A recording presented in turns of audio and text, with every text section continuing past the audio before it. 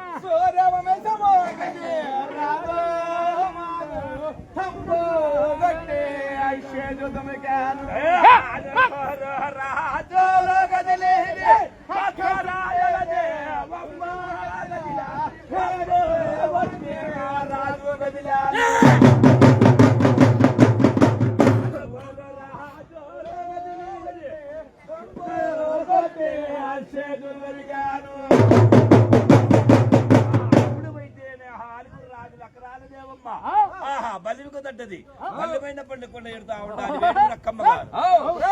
అలమలుగులో మేపినారంట కదా రెక్కలేశ్వాన్ని ఆ మొక్కన పోతే కరుస్తుందా అంట పక్కన పోతే రెక్కలు తట్టడుస్తా ఉంది ఎడికిపోతే కాలు జాడిస్తా ఉంది అమ్మా బలిపైన బలికొండక్కమ్మ గారు నీకు తమ్ముడు మాకు తమ్ముడు కాదమ్మా రాజు నీలో ఎంత సత్యం ఉందో మాలో ఎంత సత్యం ఉంది మాలో ఎంత సత్యం ఉందో నీలో అంత సత్యం ఉండదమ్మయ్యా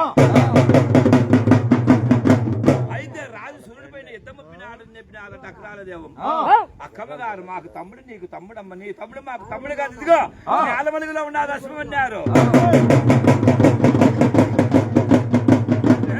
ముందర వేసినారు 300 సంఖ్యలు పక్కన వేసినారు 400 సంఖ్యలు తోకబాటును వేసినారు 90 సంఖ్యలు ముందర పోతే అక్రాల దేవం కరుస్తారంట పక్కన పోతే రెక్కలు కట్టరుస్తాది ఎదికిపోతే రెక్కలు జాడిస్తాది అక్కరాలదేమో చూసి అశ్వానికల్లా ఊరా 7 అక్కమ్మ గారి నెలమలుగులో దాకిండి అశ్వం నామినికి తిరగమలి నాదని బంగారు పైడి చెరుకు చీర కట్టుకోండి అంట అక్క అక్కరాలదేవమ్మ ఆ బంగారు పైడి చెరుకు పర్రని తీర్చి ముప్పును పక్క వేసి అనగబట్టినంట అశ్వాన్ని ముప్పును పక్క వేసి అనగబట్టి అశ్వాన్ని అయితే బలిమైన బలికొండ నింటి పంగంలో భానుగాడికి తెస్తా ఉండాలంట కదా రెక్కలశ్వము రెక్కలశ్వం పైన ఏమనాయన కడగొట్టువాడు ఓ బలవైపు రాదా నీకు బంగారు కంకణము కలిగిన వాడు జామజామకు నీకు జయమంగళమే కలిగిన వాడు గొప్ప ఏమక్కయ్యా రాయమ్మ ఈ అశ్వం మీద కొలువు తీరొచ్చుడమ్మా ఈ నేలమలుగులో అశ్వం తెచ్చినాడు చేతిపైన కొలువు తీరమన్నాడంట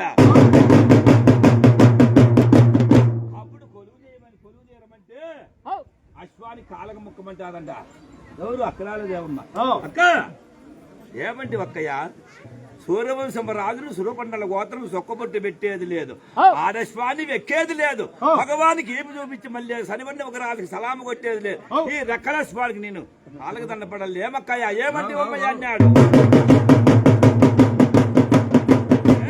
అప్పుడు పోయితే కనుక ఏమంటి అక్కయ్య అని కొలువు తీరినాడంట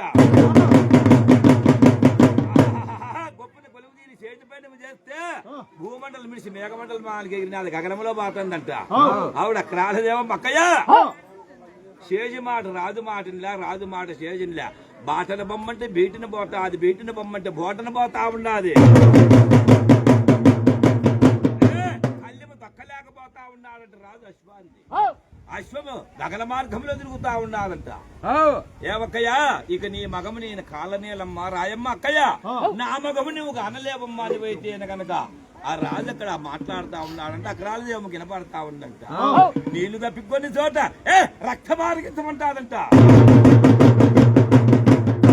ఆకిలి కొన్న చోట అలుగులు ఆరగించమంటాదంట. ఆ రాజు మాట చేసినప్పుడు అక్కడ కోపం వచ్చినాది.